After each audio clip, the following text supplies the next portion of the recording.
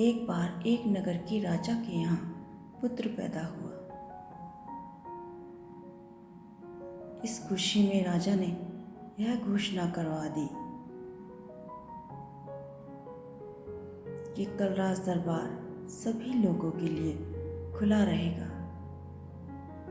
जो व्यक्ति सुबह आकर जिस भी चीज को सबसे पहले हाथ लगाएगा वो चीज उसी की हो जाएगी। राजा की इस घोषणा से पूरे राज्य में खुशी की लहर छा गई। हर कोई फूला नहीं समा रहा था। कोई कह रहा था कि मैं सोने के कलश पे हाथ लगाऊंगा। कोई कह रहा था कि मुझे घोड़े पसंद हैं, उनको हाथ लगाऊंगा।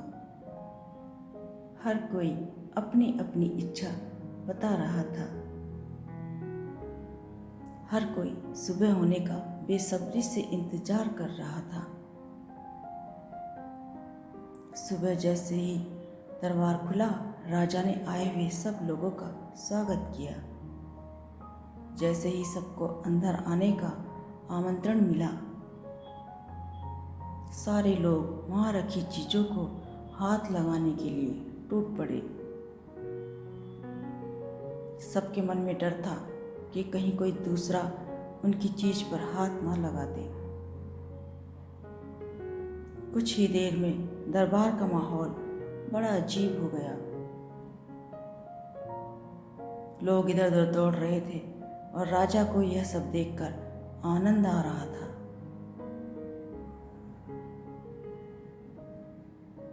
तभी उस भीड़ में से एक बच्चा निकल कर आया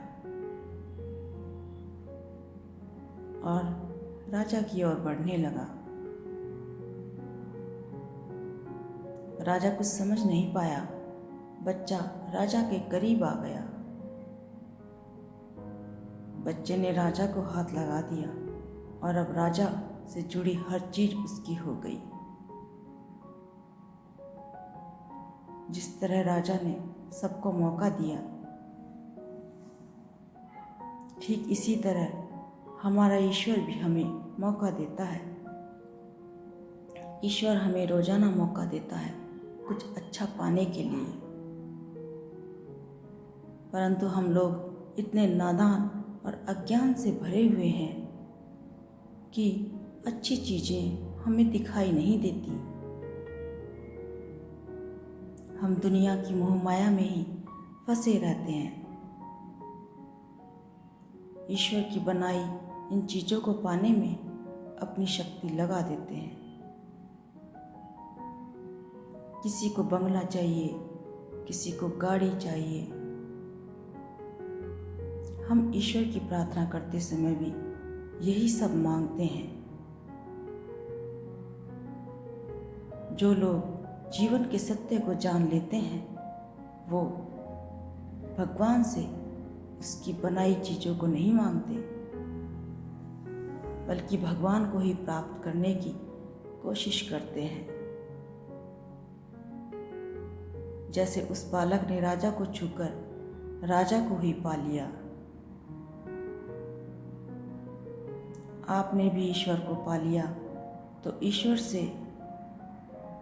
जुड़ी हर चीज आपकी हो जाएगी। मत बनिए नादान और मूर्ख। बस ईश्वर की स्तुति के समय मत मांग करो दुनिया की चीजों की। मांगना है तो उस ईश्वर का हाथ अपने सर पर मांगो। एक बार ईश्वर अगर खुश हो गए आपकी प्रार्थना से तो विश्वास करिए आपको जीवन में कुछ मांगने की जरूरत नहीं पड़ेगी, क्योंकि ईश्वर को पता है हमारे लिए क्या अच्छा है और क्या बुरा। इसलिए ईश्वर की सच्ची प्रार्थना करिए। ईश्वर की सब चीजें आपकी हो जाएंगी। कहानी कैसी लगी कमेंट करके बताइएगा।